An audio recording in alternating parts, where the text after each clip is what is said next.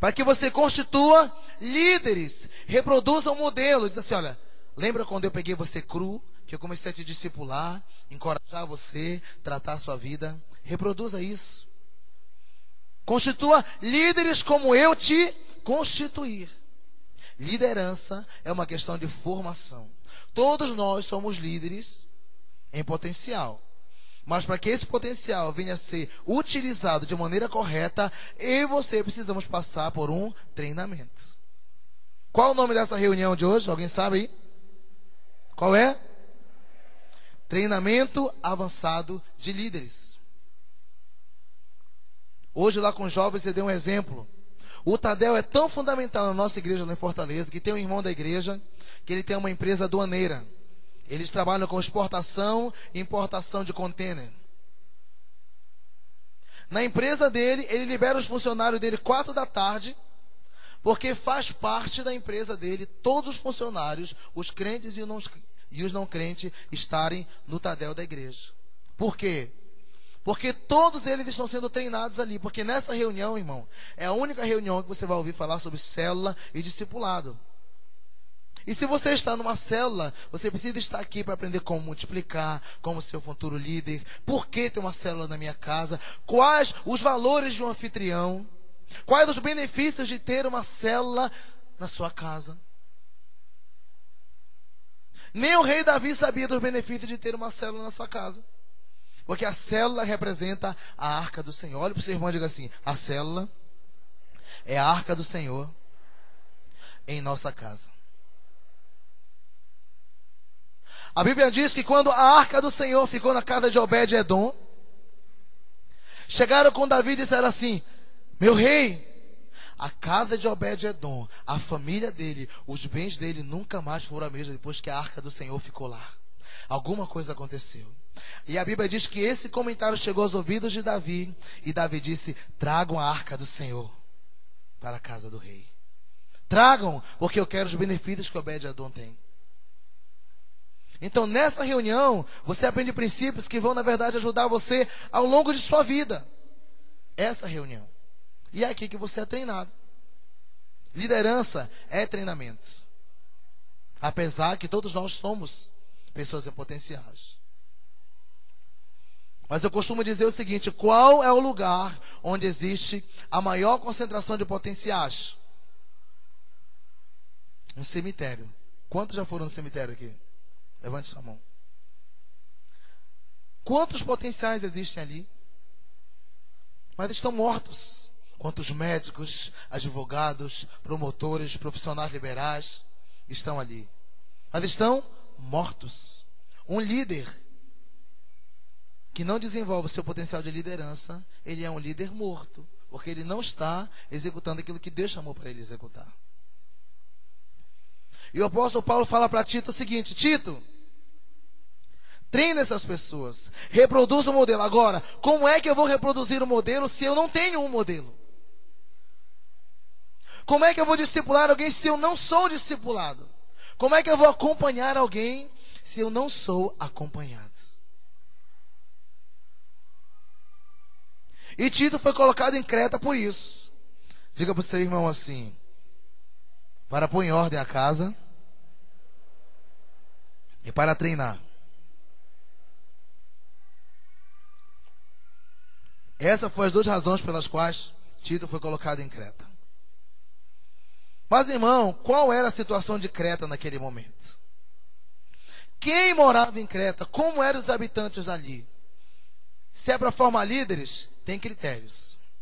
Leia comigo, por favor, o versículo de número 6. Diz assim: é preciso que o presbítero seja o quê? Você pode falar mais alto, irmão? Seja o quê? Irrepreensível. Marido de uma só mulher, e que tenha filhos crentes, e que não sejam acusados de libertinagem ou de insubmissão. Agora eu pergunto para você: qual o significado da palavra irrepreensível? Alguém que não tem falha. Alguém que nunca é corrigido. Alguém que tem um caráter irrepreensível. Uma pessoa que não tem falha na área financeira, na área moral, na área afetiva. Essa pessoa é correta em todas as áreas da sua vida. Isso é uma pessoa irrepreensível. Feche seus olhos por um segundo.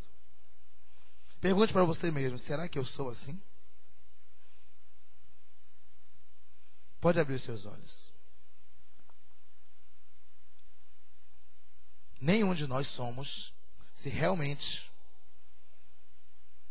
o conteúdo desta palavra que nós vemos aqui é esse. Eu não estaria apto para estar aqui porque eu estou crescendo em muitas áreas da minha vida. Você, como líder, como anfitrião, como cristão, está crescendo em muitas áreas da sua vida. Mas o texto diz isso, que ele seja irrepreensível. Qual era a situação aí? Diz assim: marido de uma só mulher.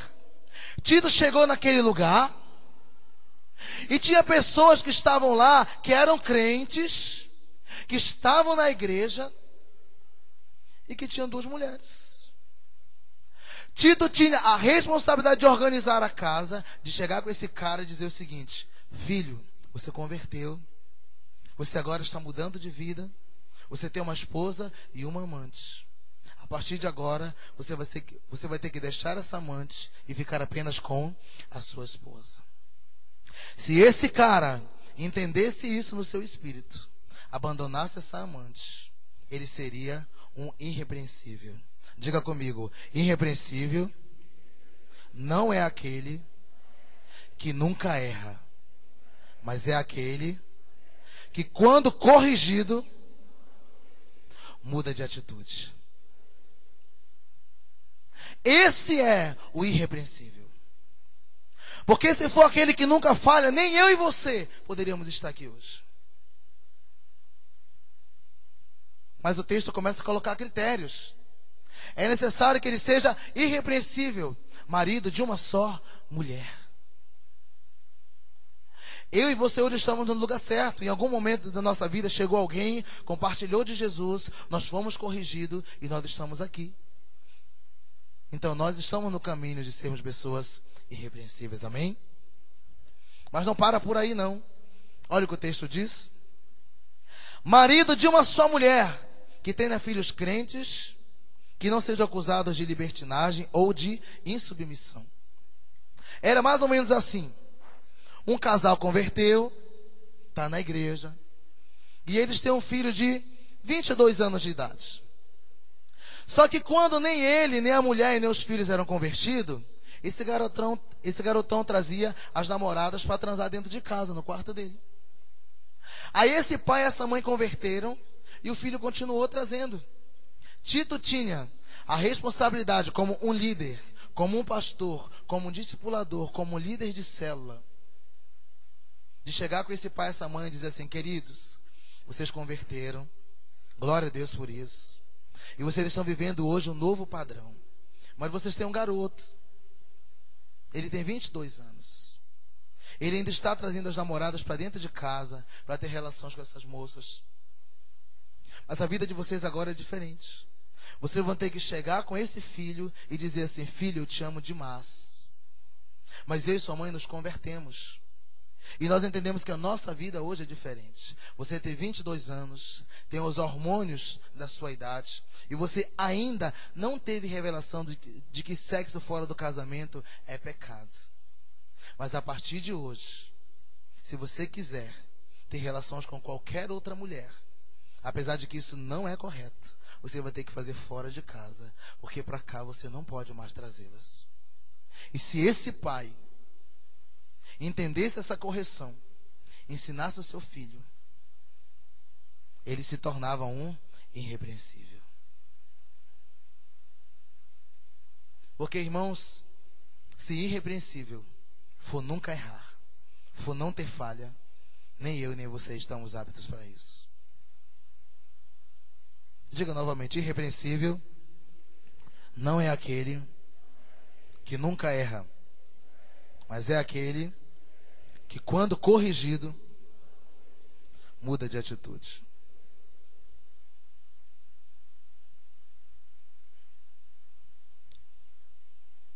O dia que eu li esse texto, Deus trouxe muita graça sobre a minha vida. Porque nos dá um alívio, né, irmão? Porque se for ser perfeito em todas as coisas, nenhum de nós vai dar conta. Olhe para o seu irmão e diga assim: eu e você somos irrepreensíveis. Versículo 7. Por ser encarregado da obra de Deus, é necessário que o bispo, o diácono, o líder de célula, o auxiliar, o crente, o convertido, seja o quê? Irrepreensível. Aí tem algumas áreas que Tito precisa tratar na vida de alguns desses. Olha só, é necessário que o bispo, nós cristãos, por sermos encarregados da obra de Deus. Na igreja de Creta já tinha gente que estava liderando.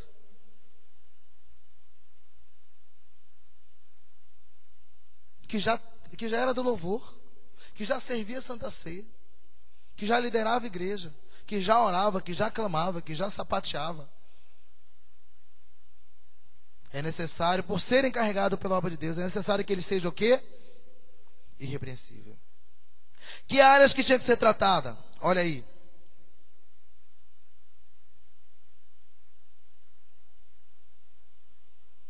Não orgulhoso, não briguento, não apegado ao vinho, não violento, nem ávido por lucro desonesto. Qual é o contexto aqui, irmão? O irmão está lá na igreja, está servindo a Deus, mas ele é orgulhoso.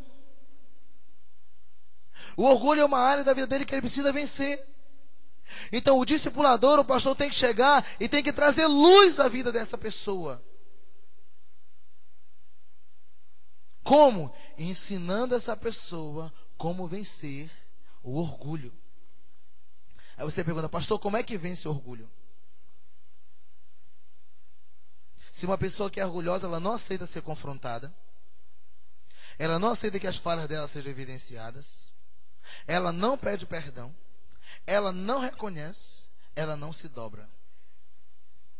Como é que faz para tratar um orgulhoso? O orgulho só se vence debaixo da cruz. Por quê? Porque o orgulhoso, ele não pede perdão, ele não reconhece. Tente evidenciar as falhas de um orgulhoso, você vai apanhar, irmão. Porque não sou assim não.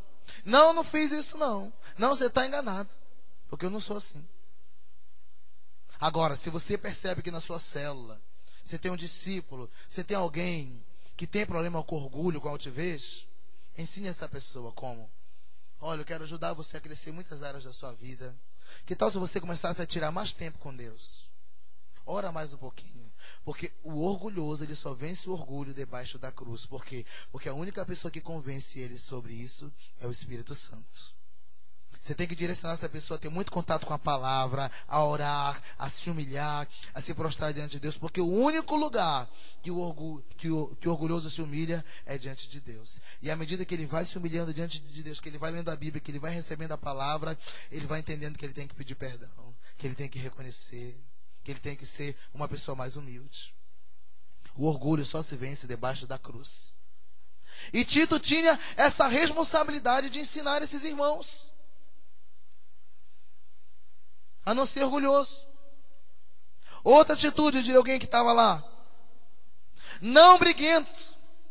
Tem gente que briga por tudo, né?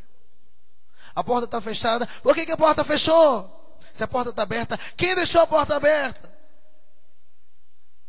Se o almoço está pronto, por que já está pronto o almoço? Não é meio-dia? Se o almoço não está pronto, por que não está pronto o almoço? Porque já é meio-dia. Briga por tudo. Briga com o cachorro, briga com o vizinho, briguento. Os vizinhos sabem quando ele ou ela está em casa.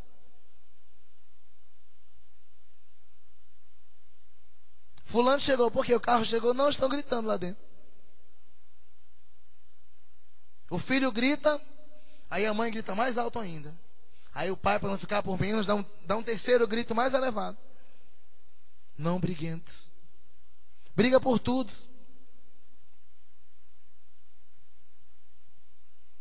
Olha para o seu irmão e só concorde com ele com o olhar se tem gente briguenta ainda na igreja ou na sua célula. Não diga nada, irmão. Só concorde com os olhos.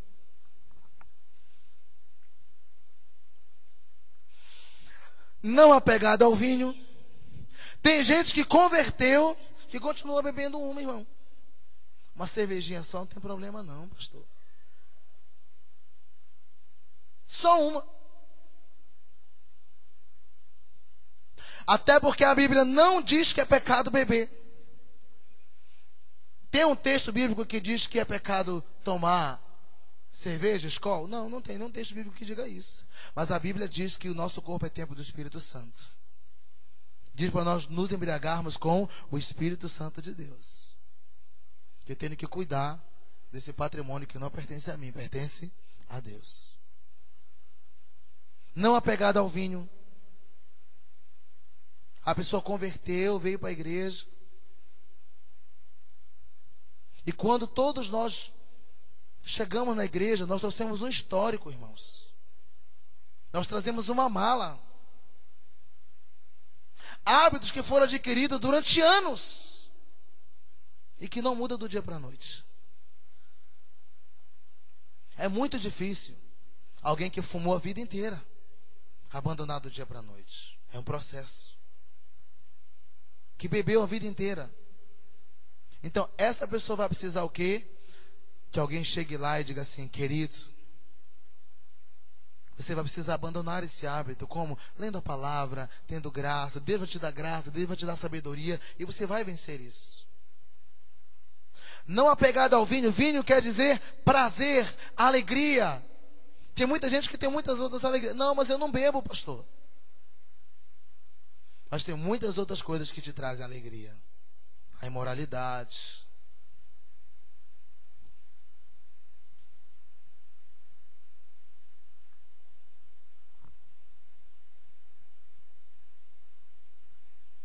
Não violento.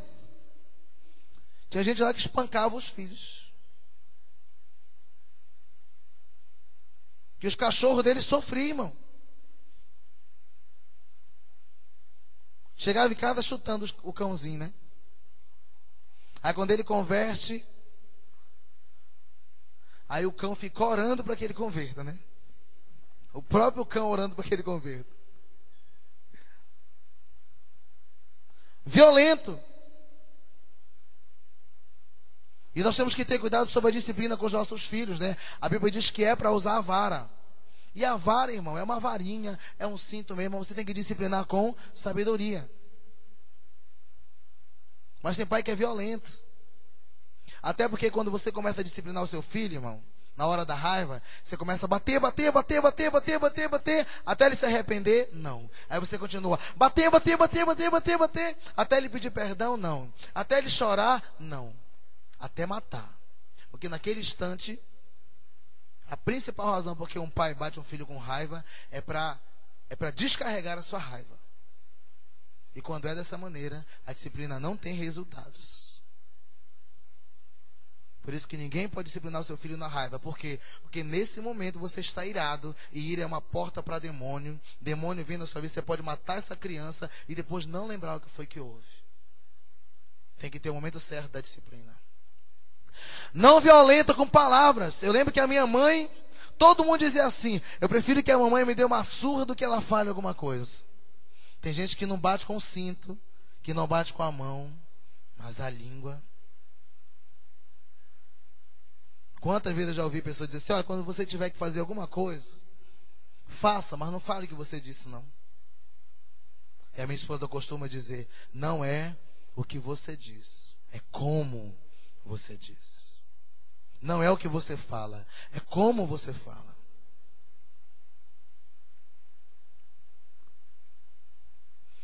Nem ávido por lucro desonesto. Tinha pessoas lá que só se aproximavam de alguém para lucrar alguma coisa. Você conhece alguém assim? Tem gente que só se aproxima de você para ter alguma coisa. E dentro da igreja teve tipo de pessoa. Por quê? Porque todos nós viemos do mundo, irmão. Todos nós temos um histórico. Eu vou me aproximar daquele casal, porque não, ele é uma porta de emprego para mim.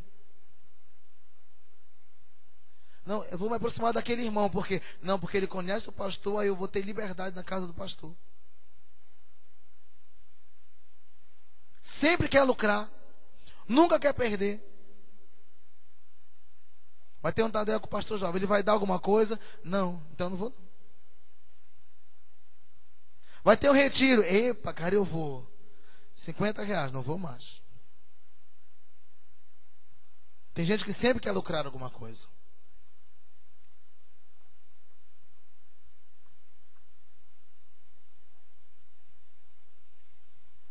Ao contrário, é preciso que ele seja, diga comigo, hospitaleiro, amigo do bem, sensato, justo, consagrado e que tenha, diga bem forte, domínio próprio. Agora olhe para o seu irmão e diga assim: quem não tem domínio próprio, tem demônio próprio.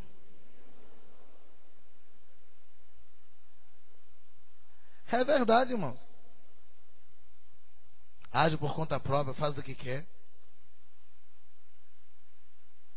E Tito tinha que organizar esse negócio, irmão. E diz que tem que ser o quê? Diga, hospitaleiro. Tem gente que diz assim: eu não hospedo na minha casa ninguém que eu não conheça. E o meu sofá? E a minha cama? O servo de Deus, ele é hospitaleiro.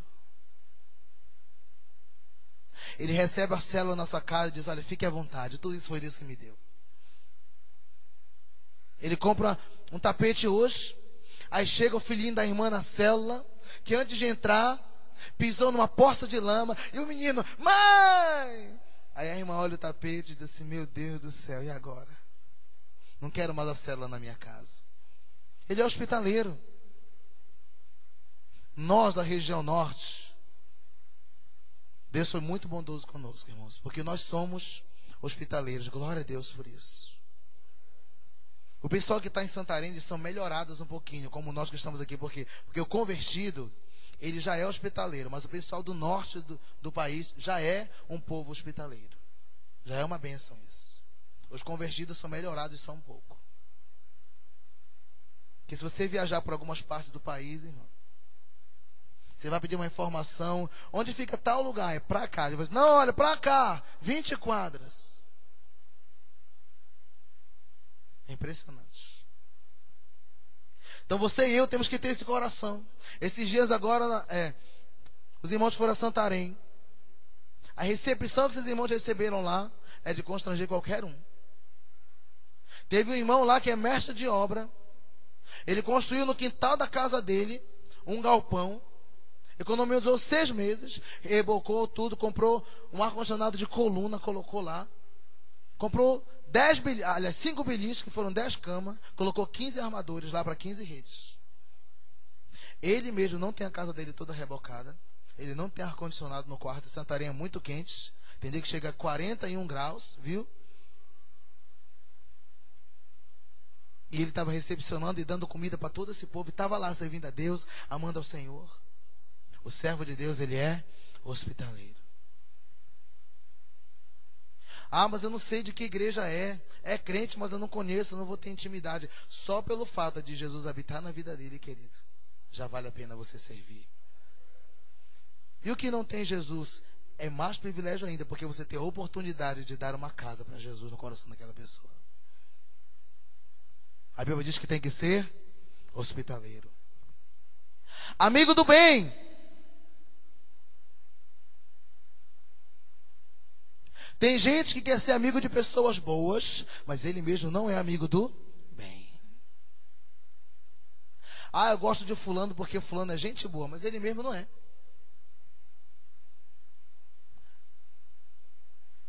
Não só ser amigo do bem, mas fazer coisas boas.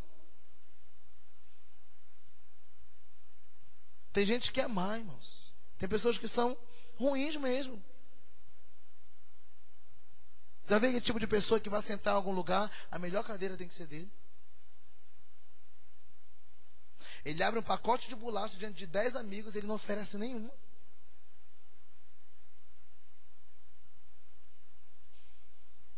Ele está tomando um copo de água, diante de um bebedouro tem alguém lá em pé. Aí ele pega de costas assim, né? E nós temos que ser ensinados a ser amigos do bem. Amém? Amém? Sensato. Tem gente que é incoerente.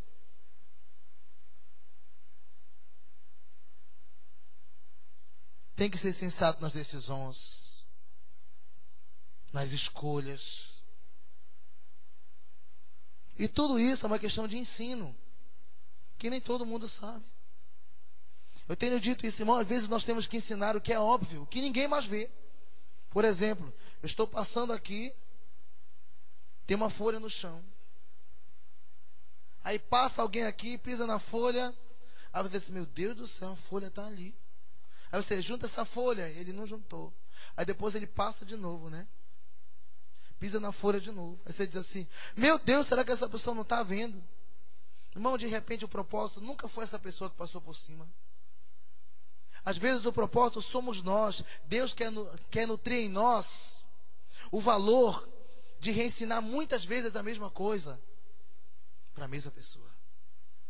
De repente o propósito nunca foi aquela pessoa. O propósito é nós. Deus nos ensinando a ensinar muitas vezes, mesmo aquilo que seja óbvio.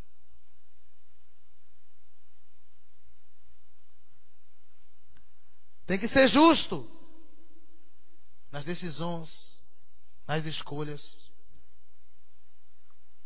Pastor, mas não é justo. Irmãos, a Bíblia diz que só Deus é justo. Se necessário for, perca o seu orgulho, perca a sua vontade própria, perca os seus argumentos, mas deixe Deus ser glorificado. Deixe Deus ser glorificado. Até porque se você se justifica, você já perdeu a honra. Só se humilhe. Eu tenho aprendido que o pastor, o líder de célula, o discipulador, aquele que aconselha alguém, o pai e a mãe tem que entender o seguinte, que a ovelha sempre tem razão. Você, mas pastor, isso é errado. E as rebeldes? E as que não querem se submeter? Eu tenho que amar e perdoar. Por quê? Porque no nível que ela está certa. Ela acha que está certa. Agora, eu que tenho um pouco mais de maturidade, eu tenho que ter misericórdia. Então, se eu olhar que ela precisa crescer nessa área, ela vai estar certa, porque ela não cresceu o suficiente. Então, eu tenho que ter misericórdia. Eu tenho que amar, eu tenho que cuidar, não desistir, apostar nessa pessoa. Tenho que ser justo com as decisões. Não, pastor, mas eu não tolero esse tipo de coisa, não. Seja muito cri-cri com você mesmo. Seja muito duro com você mesmo. Seja muito firme com você mesmo. Mas seja extremamente misericordioso com o outro. O problema é que nós queremos levar o padrão que é nosso para todo mundo, né? Queremos que o outro veja como nós vemos. Que o outro viva como nós vivemos. Não, pastor, peraí. Eu converti de verdade. Ninguém mandou ler a Bíblia, não. Eu fui lá e li. Eu sou um cristão. Agora fulano chega na igreja, eu vou ter que ensinar ele a ler a Bíblia. Eu vou ter que dizer que ele tem que orar todos os dias, ler a palavra. Nossa, pessoa nunca converteu de verdade. Glória a Deus que você teve essa revelação quando você se converteu. Mas o processo da vida de um não é igual à vida de outro. Tem pessoas que precisam ser levadas a um lugar. Tem pessoas que precisam ser conduzidas, é diferente. E tem muita gente achando que está fazendo a vontade de Deus, mas não tem o espírito de misericórdia, que é o coração de Jesus. A Bíblia diz que Jesus olhava para os necessitados e tinha compaixão. Ele tinha misericórdia. Sabe o que quer dizer compaixão? Se colocar no lugar daquela pessoa. Quando você se coloca no lugar daquela pessoa, o amor de Deus tem que fluir em algum momento. Amém?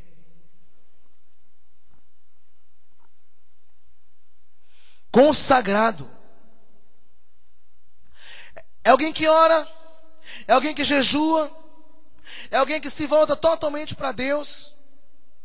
Irmão, deixa eu dizer uma coisa para vocês. Milhares de pessoas, milhares de igrejas têm ido a Fortaleza, a Santarém, para pegar o modelo do MDA. Glória a Deus por isso. Mas o nosso legado não é um legado de multiplicação, de grandes números. Nós não queremos ser a maior igreja. O nosso legado, sabe qual é? É de consagração. Porque não adianta você ter um método, uma estratégia, uma visão fabulosa, se a sua vida não for consagrada, se você não estiver orando todos os dias, para que a vida de Deus faça a diferença em você, o propósito não vai ser alcançado. Tem gente que quer que todo mundo se consagre, mas ele mesmo não é consagrado. Tem gente que quer que todo mundo ore, mas ele mesmo não ora. Ele não paga um preço. Ele mesmo não intercede. Aí vira o crente 6 horas, né? 6 horas por mim, irmão. 6 horas por mim, irmão. Aí o crente 6 horas.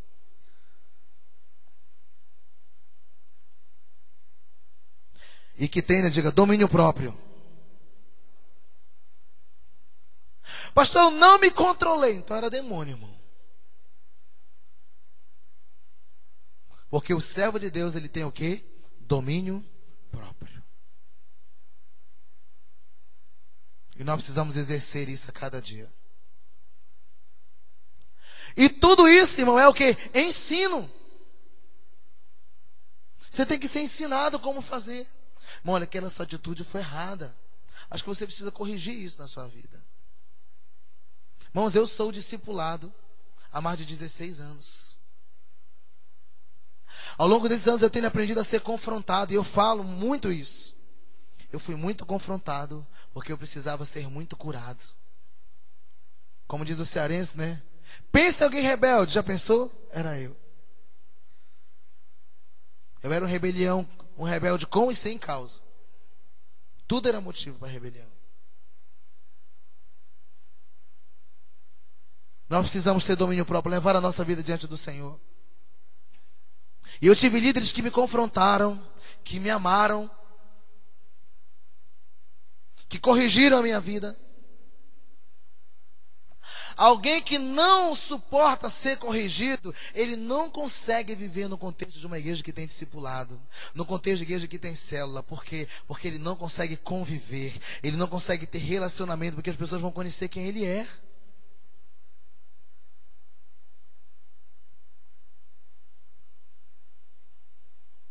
E essa pessoa não consegue ser transparente porque ela não quer que os outros percebam as falhas de caráter, de comportamento, de atitudes. Quem está entendendo, diga amém.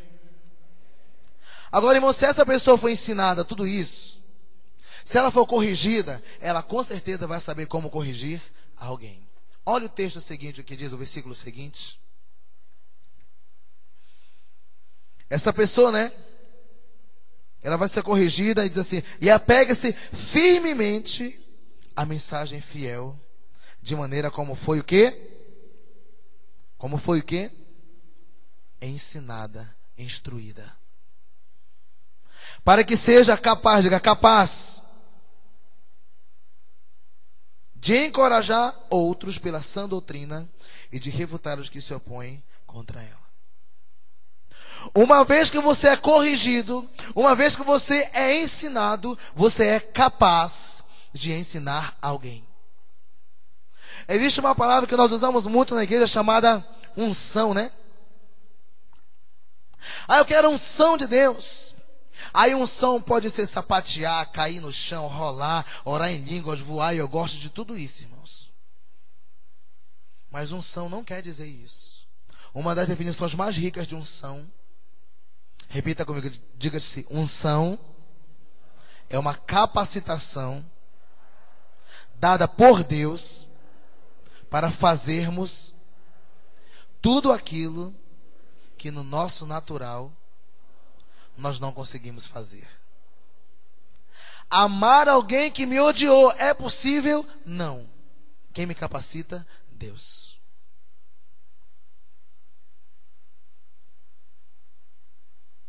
Cuidar daquele que fala mal de mim é possível? Humanamente falando, não.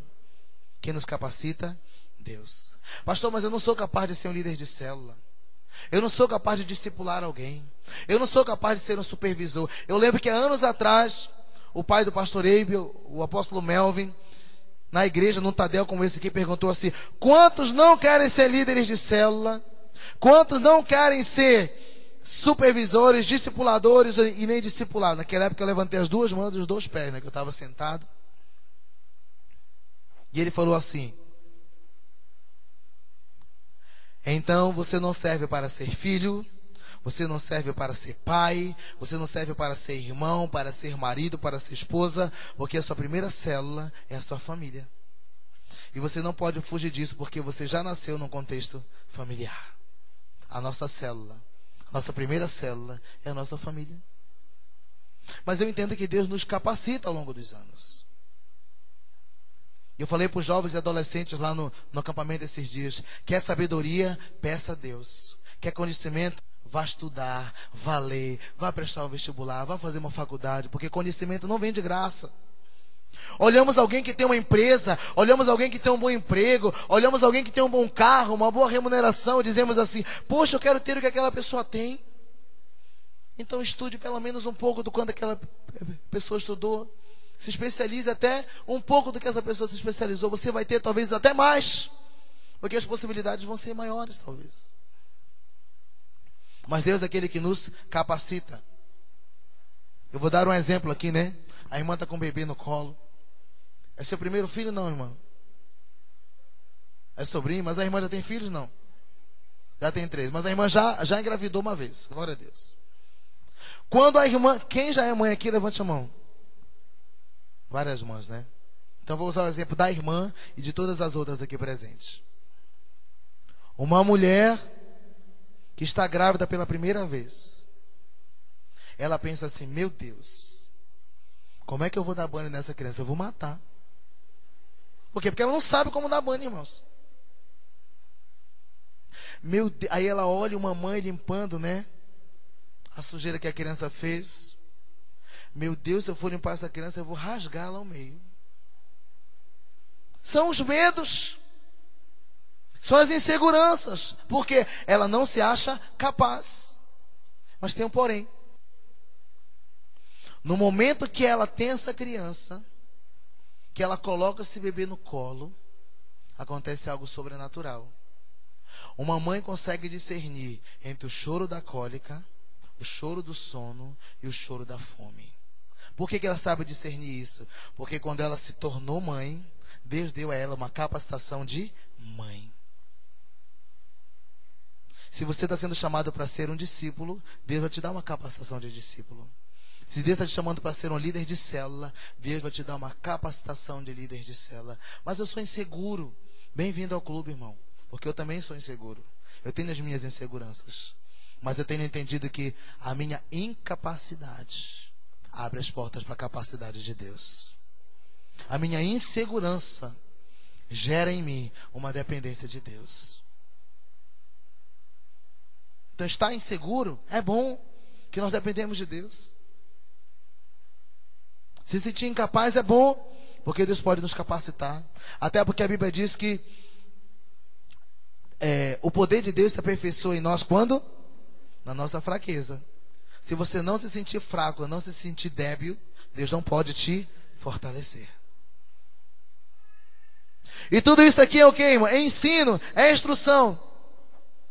Para que seja capaz de encorajar outros pela sã doutrina e de refutar os que se opõem contra ela.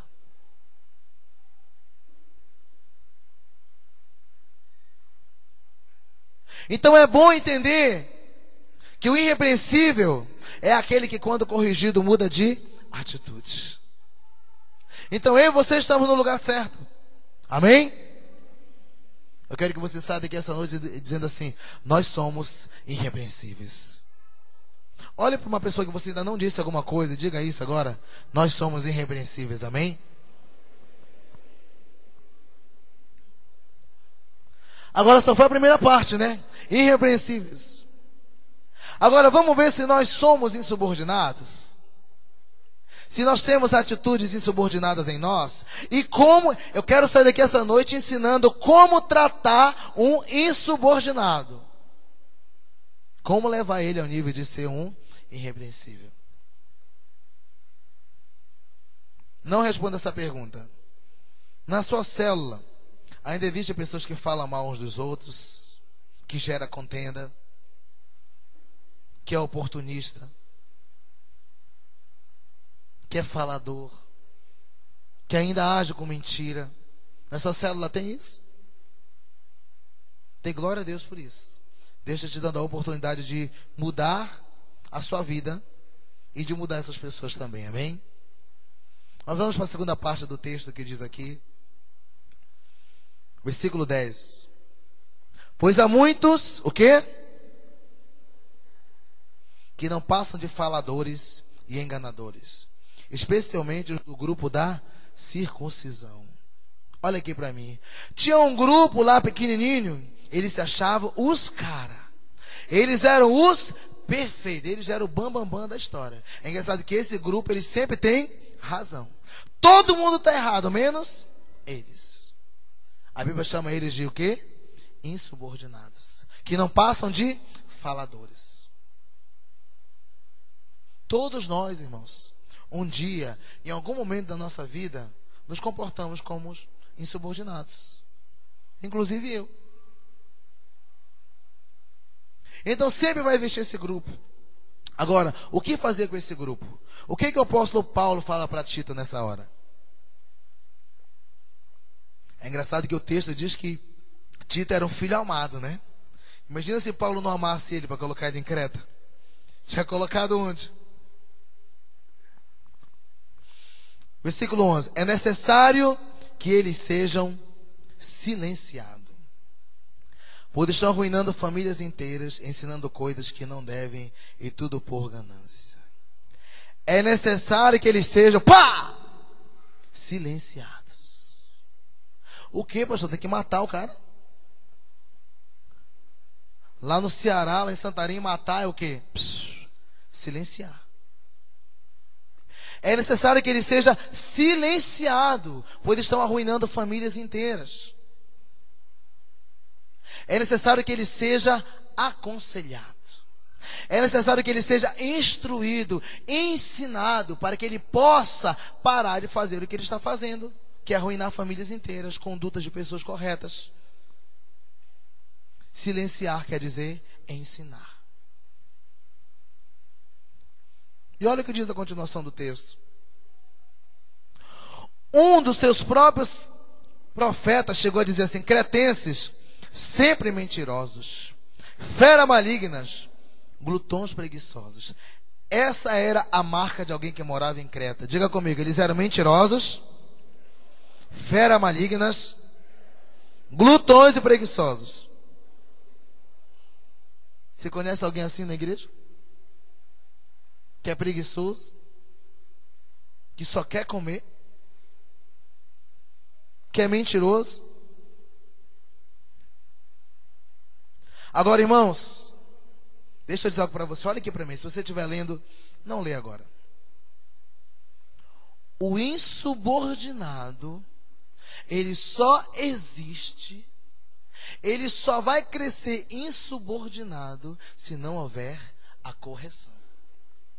Então, se há insubordinados na sua célula, você tem contribuído para isso.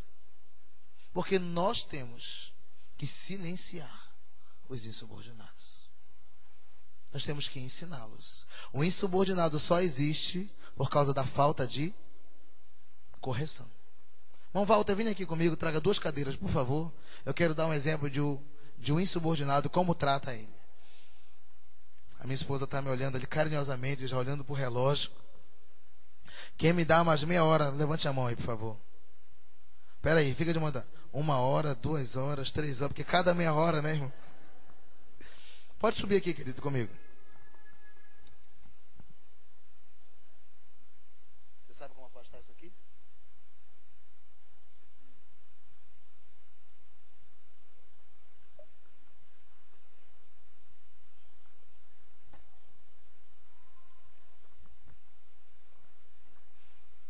Vamos lá, na prática agora, como acontece um discipulado? Pode sentar, Walter. O Walter é meu discípulo, eu estou cuidando dele faz algum tempo.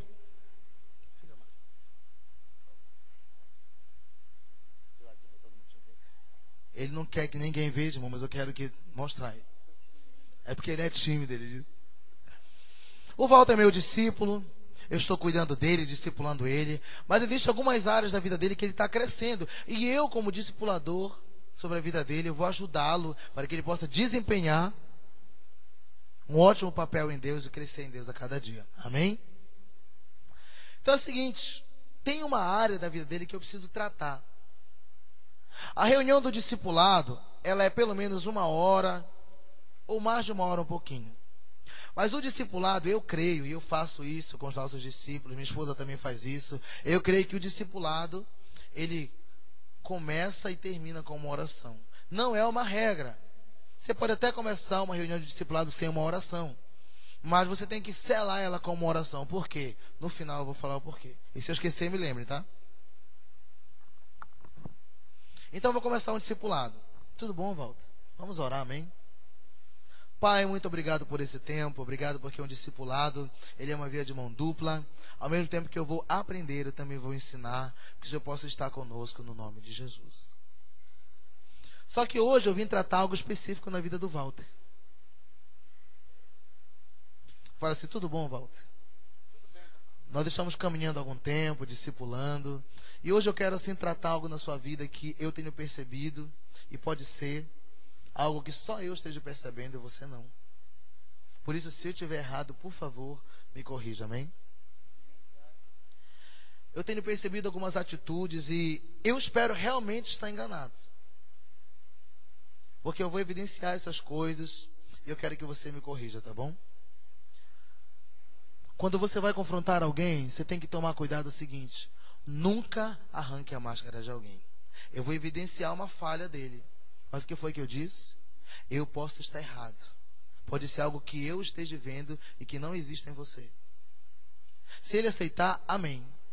Se ele disser que não é verdade, nós saímos dali amigos, porque eu trouxe para mim a responsabilidade. A grande questão é que nós às vezes não queremos recuperar alguém. Nós queremos evidenciar falha, mostrar que ele é culpado, que ele é mau caráter, que essa pessoa não presta. E assim nós nunca restauramos alguém. Nunca. E eu quero, na verdade, evidenciar, e eu realmente posso estar enganado, pode ser uma visão carnal minha, porque eu estou aprendendo a olhar. E eu quero que, se realmente eu estiver errado, você fale isso. E se você achar que deve, você pode ir junto com o meu discipulador para ele tratar na minha vida. Amém? Eu tenho percebido, assim, faz alguns dias, e eu percebi algumas atitudes de mentira em você. O que foi que eu disse? Atitudes de mentira. Eu não disse que ele é mentiroso. Porque se eu disser que o Walter é mentiroso, eu vou estar dizendo que o Jesus que habita nele também é mentiroso. E Jesus é a verdade, a Bíblia diz. Quando eu falo que ele está, que eu percebi algumas atitudes de mentira, eu estou dizendo que alguns comportamentos dele, que vieram do passado, ainda estão presentes. Eu percebi algumas atitudes de mentira. E eu quero que você não fale nada, que você só me ouça, tá bom? Porque eu quero evidenciar algumas delas. E eu percebi, e eu posso estar enganado, pode ser algo carnal meu. De repente eu percebi isso, e de repente você nem está falhando nessa área. Mas eu percebi algumas atitudes, eu quero citar 3 delas. Por que 3, irmão? Porque nós, no geral, não somos nada bondosos. Nós dizemos assim: toda vez você mente, sempre você faz isso. E sempre, irmão, é muitas vezes. Toda vez, é toda vez. E o meu maior propósito não é confrontar esse cara, não. Não é ferir ele, é restaurar. Eu tenho que evidenciar. E se eu disser 3, eu tenho que dizer quais foram as 3 vezes. A primeira vez que eu percebi você agindo em mentira foi quando nós tínhamos uma reunião na igreja e você falou que ia na casa da irmã Maria. Quando você desligou o celular, a irmã Maria chegou lá, ó. Mas aí eu pensei o seguinte: poxa vida, o Walter não sabe que a irmã Maria não está em casa. Por isso que ela chegou aqui na igreja agora. A segunda vez foi quando você falou que não ia para o discipulado porque você ia para a faculdade fazer um trabalho e tal. E de repente, nesse dia, a Silmara foi, infelizmente ela torce para o Ceará, né, minha filha? Ela foi para o campo. Chegou lá no Castelão, quando ela chegou, ela falou assim: pai, eu vi o Walter. Ela disse: não, meu filho, você viu outra pessoa parecida com o Walter. Porque o Walter me disse que hoje ele teria um trabalho da faculdade para fazer, por isso ele não. Pai, eu tenho certeza. Minha filha, você está enganada. Porque o Walter não era o Walter. A terceira vez foi quando você falou que a sua mãe estava doente e tal, que você ia no hospital. E de repente, a sua mãe chegou lá em casa com um bolo. Eu disse, meu Deus do céu, ela foi curada, saiu do hospital e volta e nem sabe. E sua mãe chegou lá em casa curada. Essas foram pelo menos as 3 vezes que eu percebi você agindo em mentira. E se eu estiver errado, por favor, eu quero que você fale. Irmãos, é tão bom quando nós estamos evidenciando algo que nós vimos, que nós presenciamos, que nós falamos. Às vezes chegam e dizem assim, pastor jovem e tal, tem que tratar isso aqui na vida de fulano, porque eu vi e tal, tudo mais. E se você viu, trate isso, pastor. Eu digo, olha, então se você viu, você tem 2 dias para chegar com essa pessoa e compartilhar com ela isso que você viu, que foi errado. Se você não fizer isso em 3 dias, eu vou perguntar para essa pessoa se você a procurou. E se você não a procurou, eu vou dizer, então procure por ela. Para ela procurar você, que você tem algo para dizer para ela. Acabou fofoca na igreja, acabou fofoca na célula, acabou fofoca no trabalho, na empresa. Acabou. Por quê? Porque essa pessoa, às vezes, ela tem coragem de falar para o outro, mas não tem coragem de falar para essa pessoa. E nós temos que ensinar, corrigindo essa pessoa dessa maneira. Amém? Aí o Walter diz assim, pastor, realmente você está errado, ó. E eu vou precisar ir junto com você, com o seu discipulador. Porque eu não sou mentiroso, não. E eu não, Walter. Eu não disse que você é mentiroso, porque ele não tem revelação disso, entendeu? Eu vou ter que dizer que Jesus habita nele, que são hábitos que ele trouxe, comportamentos que têm que ser mudados. Então, você realmente está errado, pastor. Eu digo, então, olha, por favor, Walter, me perdoa. Me perdoa porque eu pensei mal sobre você. Me perdoa porque realmente eu quis trazer um peso sobre a sua vida que de repente você nem tinha. Me perdoe. Irmão, você diz assim, mas pastor, não resolveu o problema. Irmãos, eu tenho que entender que a minha porção é ensinar. A minha porção é ministrar a palavra. Convencer é um atributo que é dado ao Espírito Santo de Deus, não a mim. O problema é que nós queremos convencer o homem do pecado. E essa função não é nossa. Mas como um bom discipulador, qualquer outro discipulador teria dito assim, então amém, nós estamos bem, vamos acabar o discipulado, amém? Qualquer discipulador faria isso. Eu não. Mas olha, pensando sobre isso, sobre esse texto bíblico, eu trouxe um estudo para nós compartilharmos hoje. Deixa eu só pegar minha Bíblia, querido.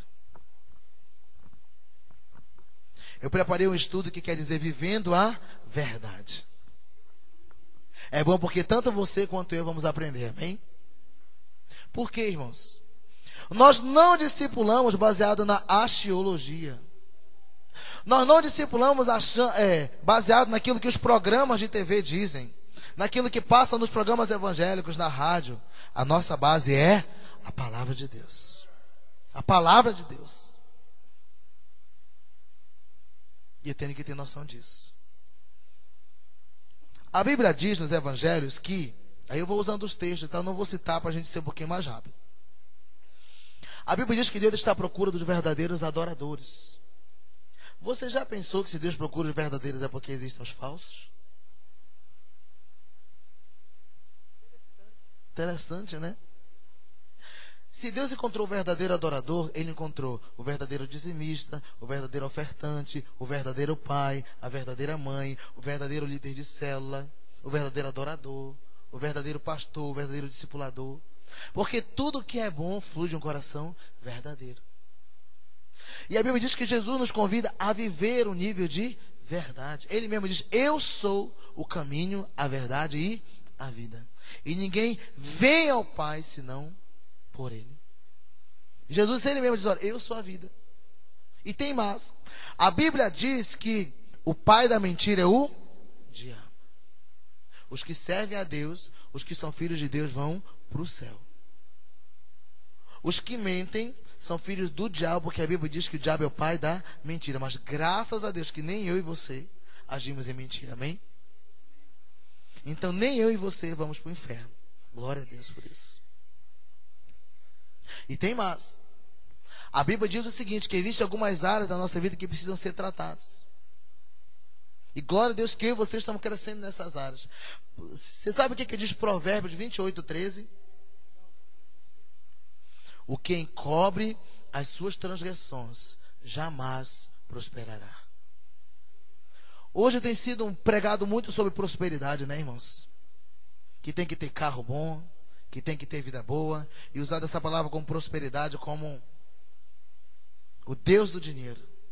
Prosperidade quer dizer ser bem-sucedido. Você sai da sua casa em direção ao seu trabalho, e você chega no trabalho, você foi bem-sucedido.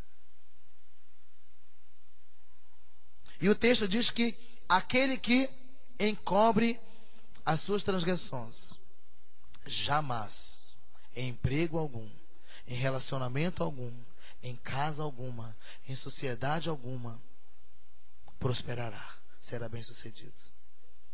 Tem aquele tipo de pessoa que está vivendo, está trabalhando, opa, daqui para frente eu não vou mais. Consegue um emprego só até pagar a dívida, depois é demitido, não sabe por quê. Vai para algum lugar, cresce em alguma área na empresa, depois volta tudo ao zero. Por quê? Porque ele tem algumas coisas que nunca foram resolvidas dentro dele. Pecados encobertos que nunca foram cancelados. São legalidade para Satanás prender a sua vida. A Bíblia é feita de princípios, e esse é um princípio. Dele você não vai fugir. E a continuação desse texto diz: mas o que confessa e deixa alcançará o quê? Misericórdia. Confessar e deixar são duas coisas distintas. Tem gente que pecou, confessou aquela vez, mas continuou pecando. Ele confessou, mas não deixou. Tem gente que deixou aquele pecado, mas nunca confessou. E sabe, Walter, graças a Deus que você tanto confessou quanto abandonou, amém? Eu também tenho decidido isso. E tem mais. Aquele que, já que o nosso assunto era mentira, né? Aquele que mente, que vive na prática da mentira, tudo mais e tal, ele precisa ser corrigido. E muitas vezes a correção vem, a correção vem, a correção vem, ele nunca muda de atitude. Você sabe o que a Bíblia diz com o que vai acontecer com esse cara? Anote aí, Provérbios 29:1. Aquele que muitas vezes corrigido e não muda de atitude, ele será destruído sem que haja cura. Um dia o sofrimento eterno vem. Provérbios 29:1. Aquele que muitas vezes é ensinado, que não se corrige, será destruído sem que haja cura. Um dia a casa cai. Olha para o seu irmão e diga assim: um dia a casa cai. Amém? Mas eu gostaria de ter compartilhado isso com você, porque eu sei que nós estamos vencendo nessa área. Irmãos, enquanto nós estamos aqui estudando a palavra, eu compartilhando com o Walter, o Espírito Santo está movendo o coração dele. E de repente o Walter diz assim, aí eu falo assim: vamos orar para encerrar a discipulado, amém? Aí o Walter diz assim: pastor Jova, peraí rapidinho. Enquanto você falava aí sobre mentira, sobre as consequências, confessar e deixar, eu percebi que tem algumas coisas em mim que eu ainda preciso mudar. E sabe, os 3 exemplos que você deu, realmente eu sou mentiroso. Não, você não é mentiroso. São hábitos que estão sendo corrigidos na sua vida. Agora, você quer vencer? De verdade? Eu vou ajudar você como vencer. Porque não adianta, irmão, eu expor o pecado e não ensiná-lo como vencer isso. Como vencer? Toda vez que você mentir, você dá uma ligadinha para mim e compartilha comigo. Se você fizer isso 200 vezes no dia, 200 vezes você me liga, porque eu quero orar com você, tá bom? Mas por que eu faço isso? Porque a pessoa que age em mentira, ela mente por hábito. Ela está lá no quarto, deitada, o telefone toca. Aí a pessoa pergunta: onde é que tu está? Não, eu estou aqui na varanda de casa. É mentira, irmão. Porque ela está no quarto. Não há necessidade, mas se tornou hábito.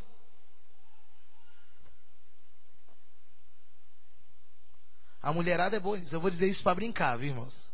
A mulherada é boa, né? Meu bem, onde é que você está? Eu estou chegando, ainda nem saiu de casa, nem tomou banho. Está chegando, sabe onde, né? A porta do banheiro. É É hábito. Você está comendo o quê?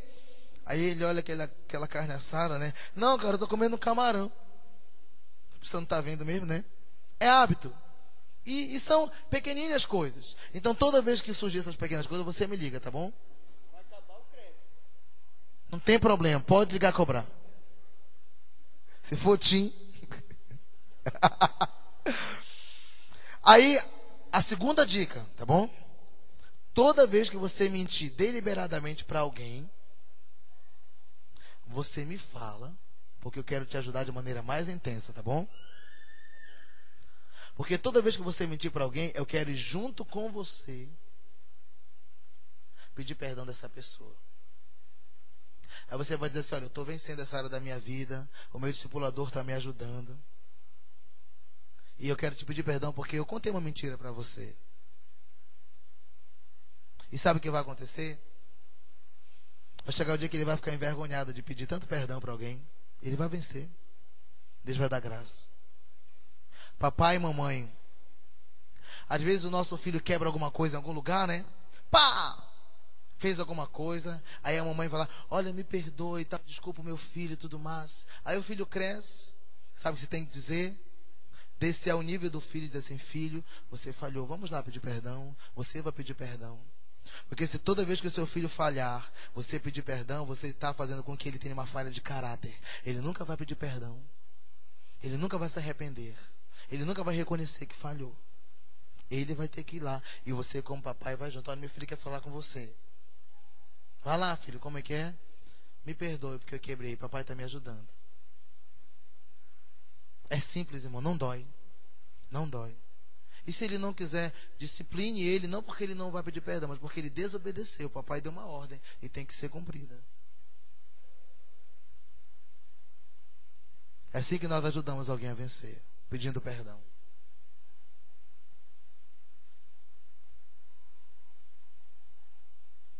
Parabéns, Alto, pelo seu coração, pela sua disposição. E nós vamos vencer juntos, amém? E nós vamos orar agora, tá bom? Tiago 5,16 diz o seguinte: confessai as vossas culpas uns aos outros e orai uns pelos outros para que sejam curados. E o finalzinho diz assim: a oração do justo, diga a oração do justo, pode muito em seus efeitos. Eu e você, quando aceitamos a Jesus, nós nos tornamos justiça de Deus. Então nós somos justos. A Bíblia diz: a oração do justo pode muito em seus efeitos. Por que que é tão importante encerrar um discipulado com oração? Porque você está selando nesse momento. Essa oração vai fazer todo o resultado. Porque confessar, só por confessar, a igreja romana faz isso. Tem um confessionário lá. Você vai lá com o bispo daquela paróquia, abre o coração e depois vai embora. Mas a Bíblia diz que a ênfase está na oração do justo. E esse confessar não é confessar para Deus, não, porque Deus sabe todas as coisas. É confessar para quem precisa saber: o seu discipulador, o seu cônjuge, o seu pai. Para ser curado. Aí nessa hora Pai, muito obrigado por esse tempo juntos. Obrigado porque nós estamos aqui crendo. Nós selamos esse discipulado. Que essa palavra possa realmente fazer parte de nós. Obrigado porque da maneira que eu estou fazendo com o Walter, ele vai fazer com seus discípulos. Em nome de Jesus. Amém. O Walter, como um bom discipulador, ele vai reproduzir o modelo. Porque, irmãos, alguém que tem esse cuidado, ele vai cuidar de alguém do mesmo nível. Alguém que tem esse tipo de atitudes, ele vai ser cuidado do mesmo jeito. Ele vai cuidar de alguém do mesmo jeito. É por isso que discipulado é transferência de vida. E não vida própria, vida de Deus. Vida de Deus. Vamos aplaudir o Senhor pela vida do Val também. Aleluia. Pode tirar o...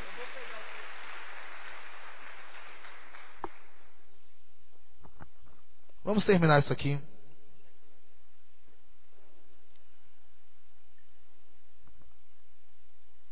Vamos voltar para Tito lá rapidinho. O meu relógio parou, é 9h05 mesmo. É isso mesmo? Amém. Me deram umas 4 horas ainda, pastor.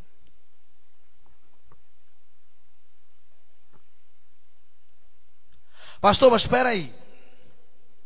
Quer dizer que agora, se eu falar a verdade, eu estou errando? Não, porque tem pessoa que tem que ouvir na lata, irmão.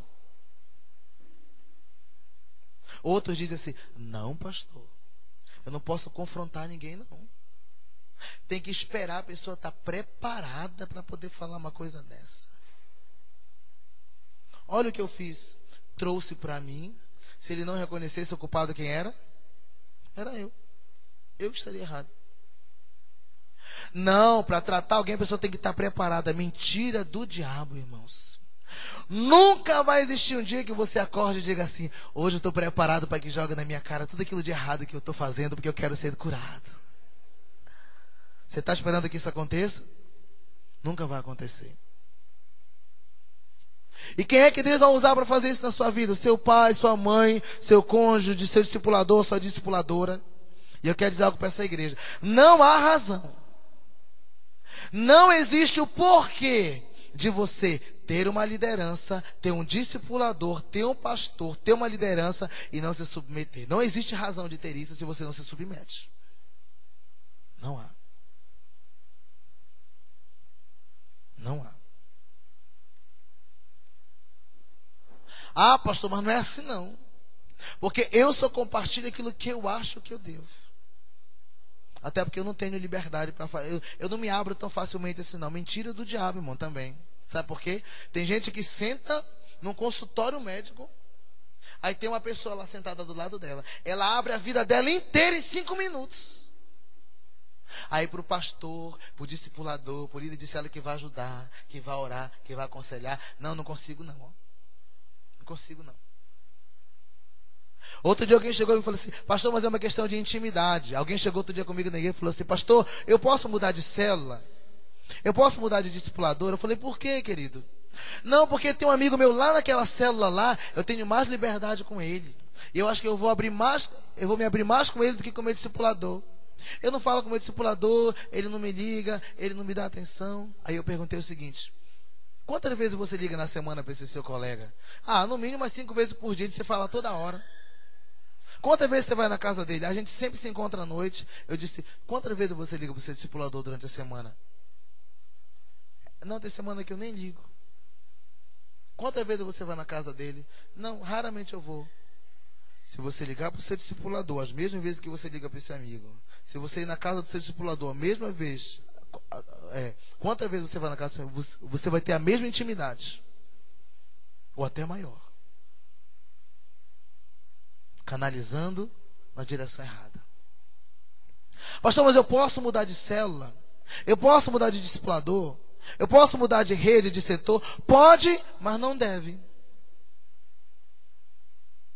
Você pode ler depois o número 14. Números 14 na Bíblia. O povo foi a Canaã ver a terra prometida.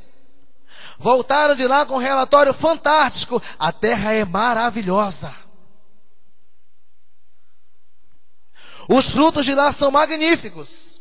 Só que tem um porém. Tem gigantes. Nós não vamos vencê-lo. Josué e Caleb vêm dizendo assim, não, se Deus disse que é nossa terra, então nós vamos conseguir, a terra é nossa. E a Bíblia diz que 10 homens tiveram um relatório contrário e 2 tiveram um relatório bom sobre aquela terra. Os 10 conseguiram contaminar a multidão inteira. E naquela hora eles disseram assim, levantemos nós outro líder, porque Josué e Caleb não servem para nos liberar. Eles têm uma visão diferente. Agora, por que aquela multidão foi contaminada? Porque um abismo chama outro abismo. O coração deles era igual ao coração daqueles 10. Levantemos nós outro líder, porque Josué e Caleb não servem mais para nos liderar. E sabe o que eu disse para essa pessoa? Eu falei assim, você pode mudar de célula, mas não é bom, sabe por quê? Porque é mais fácil mudar de célula do que se submeter. É mais fácil trocar de discipulador do que entender que Deus quer tratar algumas coisas na sua vida através daquela pessoa. É mais fácil, às vezes, mudar de pastor, do que entender que Deus colocou aquela pessoa na sua vida, irmão, para tratar você. Pastor, mas eu não concordo com célula e discipulado. Eu não acredito que é essa a visão de Deus. Então, se você não concordava com isso, Deus ia te colocar numa outra igreja que não trabalha em célula. Mas, pastor, eu vim para cá justamente por isso. E hoje nós estamos em célula. Então, Deus quer que você mude o seu padrão e a partir de hoje comece a viver em célula.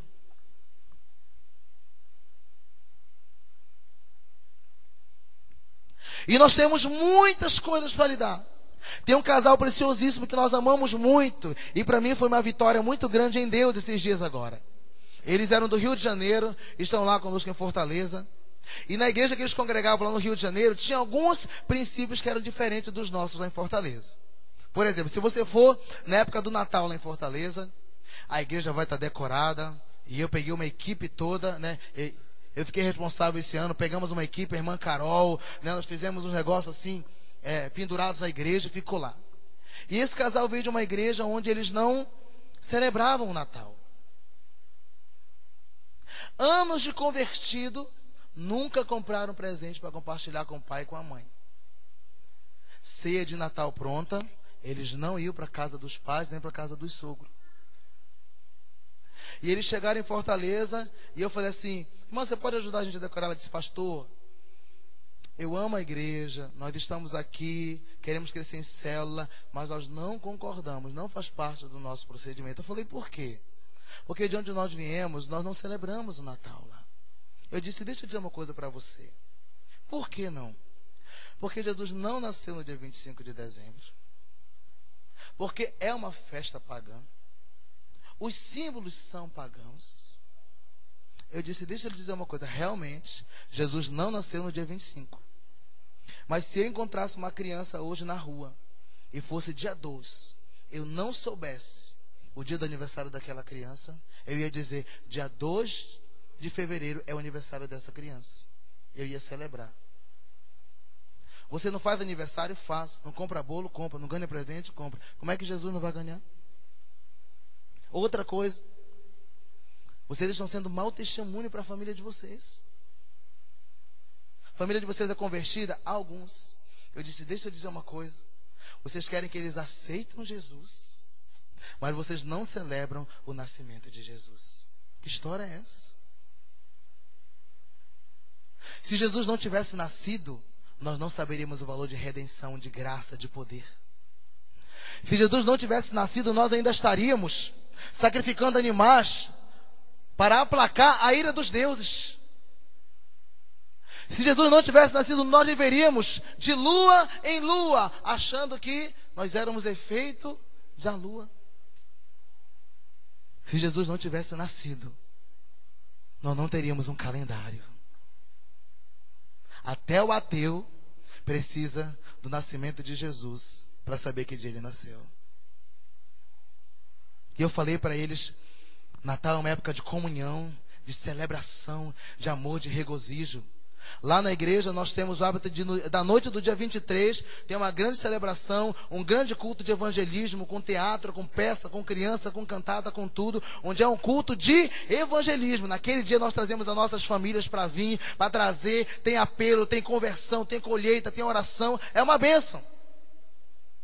Mas do dia 24 para o dia 25, as famílias se reúnem e nós falamos assim, esteja com a sua família, faça uma ceia, leve Jesus naquele lugar, compartilhe uma palavra de ânimo, traga Jesus, porque muitas famílias se reúnem. Ah, mas passa um ano inteiro sem se falar. Aí nesse dia vão estar juntos. Glória a Deus, irmão. Deus está gerando uma situação de reconciliação. Jesus é o Cordeiro Pascual, Ele é o Cordeiro da reconciliação.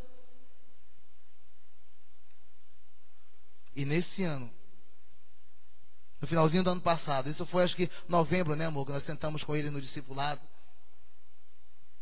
Há anos eles não sentavam e a família sentia falta. A família sentia resistência de ir à igreja, porque ele falava assim, a igreja tirou vocês da nossa família. Deixa eu dizer algo para você. A igreja não pode tirar você da sua família. Você tem que levar a igreja para dentro da sua família. Nada melhor do que ter uma célula em casa. Nada melhor do que ser anfitrião de uma célula.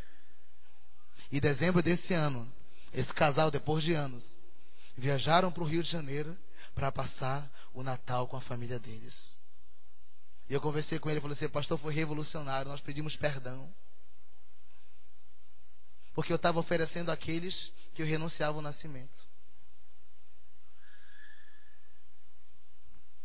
Agora, eu entendo que eles foram ensinados dessa maneira. E precisava ter um outro ensino sobre isso. Olha o que diz o texto aqui. Versículo 13.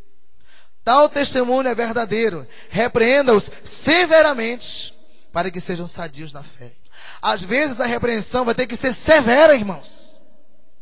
Às vezes você vai ter que ter muito amor, muito carinho, mas vai ter que ser muito transparente com a pessoa. A pessoa vai dizer: mas olha, mas fulano é falador, fulano é mentiroso, fulano rouba. Aí eu vou chegar e vou dizer assim: querido, você tem razão nisso que você está falando. Mas você já falou para essa pessoa? Não, não falei. Então você tem que dizer. E eu tenho que corrigir você, porque se você fala mal dessa pessoa, você não vai ter saúde espiritual. Porque hoje você fala mal dessa pessoa, amanhã você vai falar mal da outra pessoa. E se essa pessoa souber, ela vai ficar chateada com você. Isso não vai ter saúde espiritual. O insubordinado, ele só existe quando não há correção, irmãos. E esse lugar aqui, a igreja, é um lugar de correção. Se você nessa noite, através de todas essas palavras, identificou alguma coisa na sua vida que precisa ser tratado, entenda o propósito. Receba essa palavra. Aceite a correção e seja irrepreensível. Tal testemunho é verdadeiro, repreenda severamente para que ele seja sadio na fé. E não dê atenção à lenda judaica, nem ao mandamento de homens que rejeitam a verdade. Não, mas olha aqui, olha o que a palavra diz. Tem gente que vai usar a palavra para confrontar até mesmo a correção que está recebendo. Não, mas a Bíblia diz que eu não tenho que concordar com o pecado do meu irmão, então eu tenho que falar mesmo. Se você tiver que falar, fale para ele.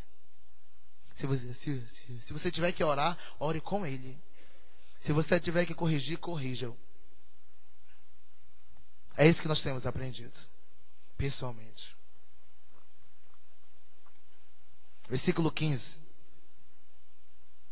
Para os puros, todas as coisas são puras. Mas para os impuros e descrentes, nada é puro. Diga assim: para os puros, todas as coisas. Você sabe o que quer dizer todas? É todas. Todas as coisas são puras. Mas para os impuros e descrentes, diga nada. Sabe o que quer dizer nada? Nada. Nada é puro. O que quer dizer esse texto, pastor? Olha aqui para mim, por favor.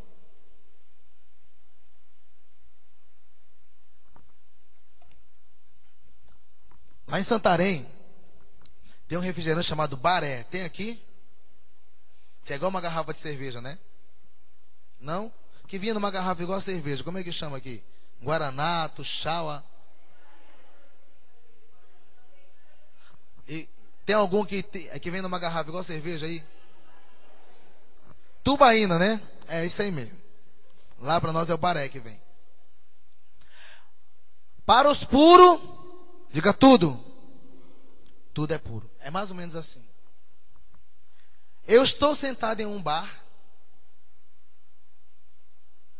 e tem uma garrafa lá em cima da mesa. Aquela espuma assim chega deslizando por aquele copo. Aí passa a pastora Nilda, minha esposa. De repente até é cerveja. Ela diz assim: poxa, olha só, o irmão está com tanto calor, ele está tomando uma tubaína. Ela está tomando uma tubaína. Ele está tomando uma tubaína porque está tão quente. Agora, por que ela pensou isso? Porque ela é pura. Era cerveja, mas ela pensou que era tubaína. Para os puros, tudo é puro. Para os impuros, nada é puro. De repente eu estou lá, sentado naquela lanchonete, tomando realmente uma tubaína. Aí se ela é impura, ela passa e diz: rapaz, eu sabia! Ele nunca me enganou, era cerveja, irmão. Ele nunca me enganou, rapaz. Eu vi chegar a espuma, descia assim. Tá igual a história do cara, né? Deixa eu contar uma piada, não contei nenhuma ainda, né? O cara tava na célula, crente, convertido. Aí ele passou para ir para a célula. Aí ele viu o cunhado dele no bar, né? Tomando uma cerveja. Aí chegou no meio de compartilhar, pediu oração. Ele falou assim: irmãos, eu queria pedir oração, porque eu passei ali no bar e o meu cunhado estava tomando uma cervejinha gelada, né? Cheguei, ele deu aquele estalo, eu tô rouco, não dá mais fazer, né? Ele estava tomando aquela cervejinha gelada, né? Chega, estalou. Ele sentiu vontade de tomar também. E de repente a pessoa passa ali. Rapaz, eu sabia, rapaz, era cerveja. Por que ela pensou isso? Porque ela é impura. Se todo o pensamento que você tem quando olha para alguém é impuro, é porque você, na sua essência, tem impureza. E nós temos que ter os olhos de Jesus para pensar puro sobre o nosso irmão, amém? Pode até o irmão ter falado: olha, fulano falou mal de você. Não, ele não falou mal de mim. Você entendeu errado. Deve ter alguma coisa nessa história que não está batendo, mas ele não seria capaz de falar mal de mim. De repente essa pessoa até falou: mas você é tão puro. Você tem tanta pureza na maneira que você fala e que se comporta, que você não vai acreditar. Para os puros, todas as coisas são puras. Mas para os descrentes, para os impuros e descrentes, a Bíblia diz que esses que olham isso são impuros e descrentes. Nada é. Agora, por que nada é puro para eles? Porque tanto a mente quanto a consciência deles estão o quê? Corrompida. E aí, irmãos? Você é insubordinado ou irrepreensível? Eles afirmam que conhecem a Deus, mas por seus atos o negam. São detestáveis, desobedientes e desqualificados para qualquer boa obra. O insubordinado é a pessoa que não é corrigida.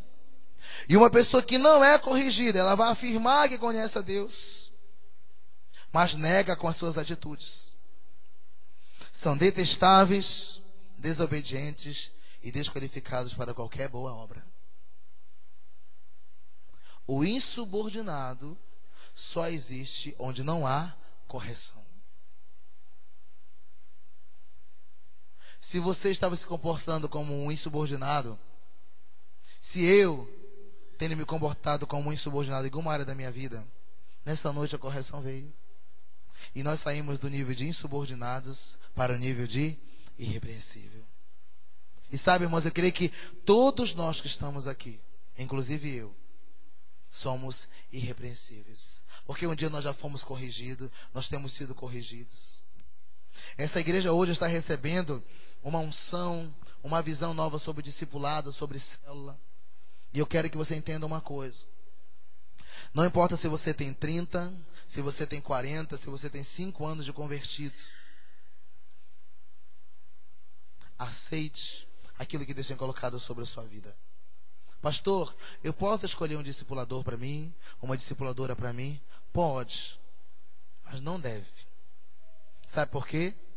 Porque se eu fosse escolher um discipulador para mim, na época que eu converti, eu teria escolhido alguém que concordasse com tudo de errado que eu fizesse.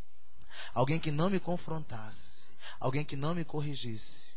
Então eu entendo que discípulo não escolhe discipulador. Deus, na sua soberania, direciona a sua liderança para colocar alguém sobre você.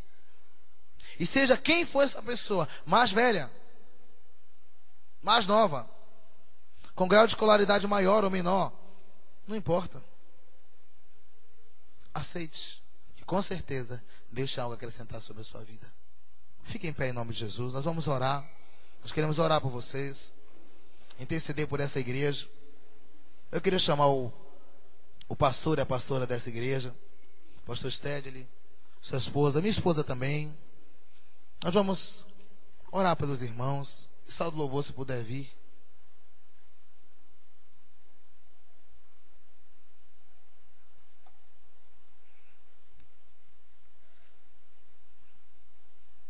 Se os irmãos depois dessa palavra não me amarem mais, não quer dizer que eu os amo do mesmo jeito. Amém?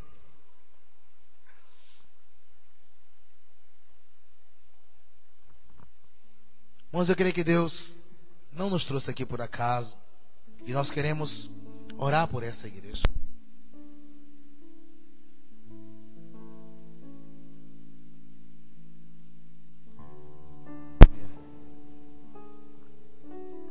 Obrigado, querido. Há uma necessidade no coração de todos nós de termos cuidado, de sermos filhos espirituais. Mas você também pode ser um pai e uma mãe espiritual para cuidar de outros. Eu quero...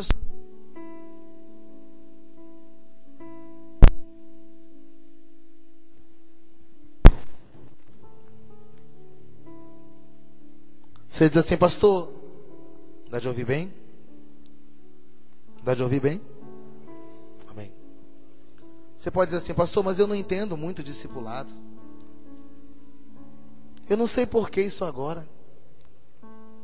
Talvez seja por causa da sua necessidade. Deus quer cuidar de você.